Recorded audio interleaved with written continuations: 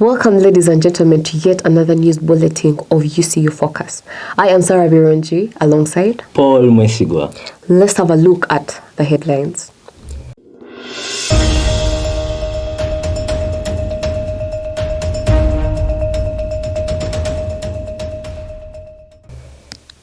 UCU Hall of Residence empty. Navigators steer discipleship at Uganda Christian University. Activities at Uganda Studies Program proceed. The UCU Lady Cardinals whitewash the JKL Dolphins. Let's have the stories in details. This semester, it has been pretty evident that the halls of residence in UCU have been abandoned. The question is why? Our reporter on ground brings us the details. If there is one vivid residential issue that has been a talk and a subject of discussion and discourse among the students, is why the halls are empty.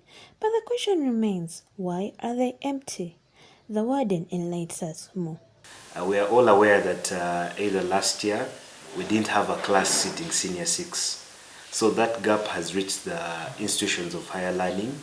So this semester alone, a number of programs or courses did not admit in first years. And this affected us greatly in this other end. The statistical data we got from 60 students onto why they chose to go out reveals why. So this is my personal opinion. I moved out because I think I had to outgrow the high school setup. Like when I'm spending my prayer time, I want to do it like freely. I don't want like a limiting factor or something like that, or to think that I'm making noise for people. Cases of theft were reported last semester as students lost their property. From the assessments we made or the investigations with the help of the Uganda police here on campus, most of these insecurity concerns were internal. In that, first of all, security starts with personal responsibility. Could this be another factor? The hostel that was once full seems to be empty. Chelsea Assessor. Talking of Christianity at Uganda Christian University, there is an organization that has invested heavily to the discipleship of students in the work of Christ. Our reporter on ground has more. Over the years, in bids to grow and to train young believers in the ways of the Lord, the chaplaincy under Uganda Christian University has provided a safe space for the navigators to disciple nations through their students. What is happening here is every Sunday evening between 3 and 5 we meet for discipleship. The ministry has been transformational, changing the life of the many students as they get a better understanding of the way of the Lord. Navigators discipleship has helped me to grow spiritually, whereby I've gained confidence about reading the Bible. We are very grateful for our partnership with the navigators. They have been great help in deepening students in Scripture, that they have a firm grasp of Scripture. Number 2, applying faith, helping them on the journey of applying faith in their life. Like you are seeing right now, Garden Chapel, where navigator students in Bible study used to meet.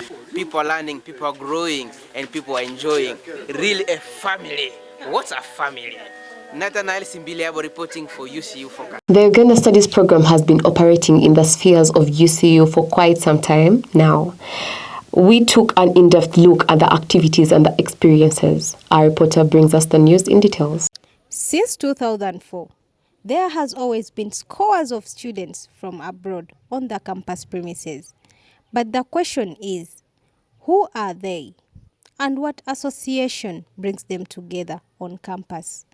We managed to get the director of Uganda Studies Program at Uganda Christian University, who explains more on this. Program for students from North America, or students who are studying in North American universities, to come and study at Uganda Christian University for a full semester.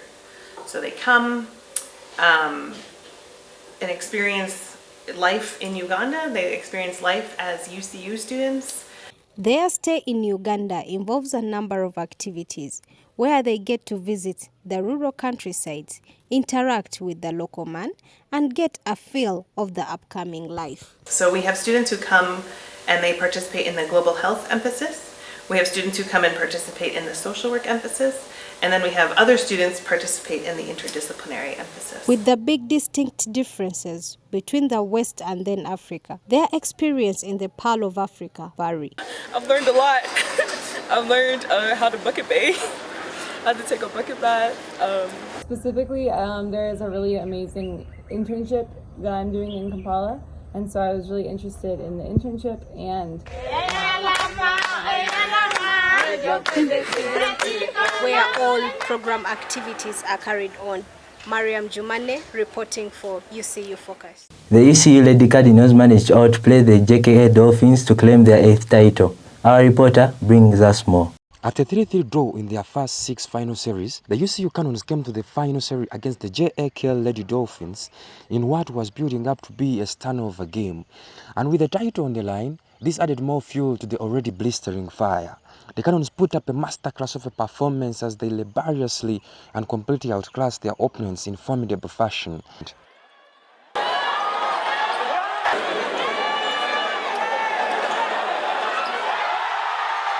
At the final whistle, emotions were overwhelming as this group of young talented girls brought this trophy home, much to the glory of Uganda Christian University.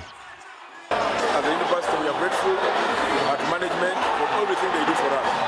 That they give us as a team, as an organization.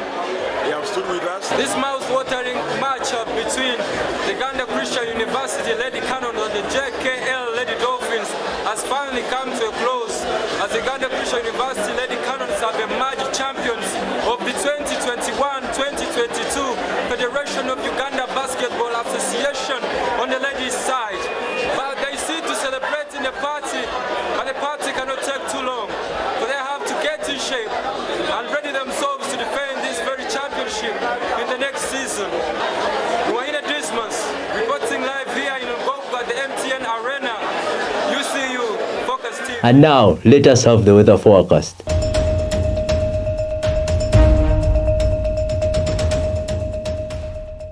Nakato, what do you have for us today? So today's weather forecast in Mukono, it has been sunny with 21 degrees Celsius and 18 degrees Fahrenheit. Tomorrow is likely to be cloudy. And on Thursday, Friday, Saturday and Sunday is likely to be rainy. And on our current affairs, we bring you a member who was on the 24th Guild presidency to analyze the ongoing elections. Welcome, ladies and gentlemen. Today I'm with one of the officials in the 24th Guild government, and I'm going to allow him to introduce himself.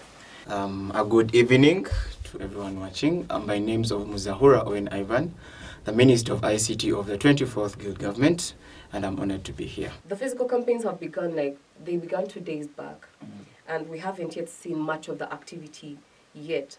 How do you narrow down the situation?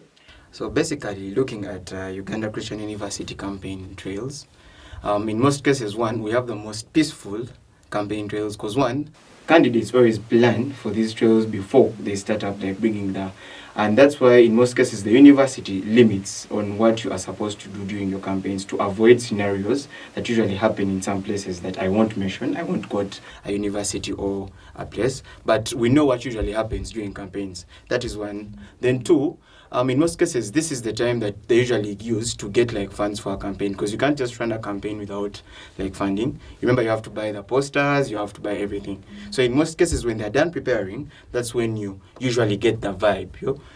So let us expect this maybe in the coming week, since the elections will be on Friday.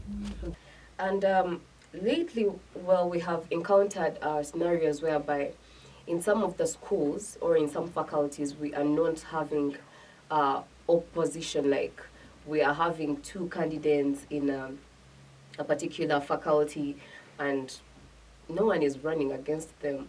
What do you have to say about that? Should we say that people are not interested in the leadership anymore? Some people are scared of competition.